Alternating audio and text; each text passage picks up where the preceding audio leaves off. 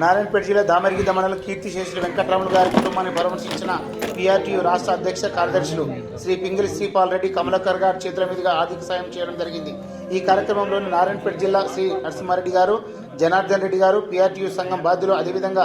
IERP రాష్ట్ర అధ్యక్షులు సిలివేరి వెంకటేష్, నాగర్ కర్నూలు జిల్లా అధ్యక్షులు రాఘవేందర్, మహబూబ్నగర్ జిల్లా అధ్యక్షులు విజయలక్ష్మి రవి గారు, నారాయణపేట IERP అధ్యక్షులు నిరంజన్ రెడ్డి గారు మరియు తోటి ఉపాధ్యాయులు, జిల్లా IERPలు పాల్గొనడం జరిగింది.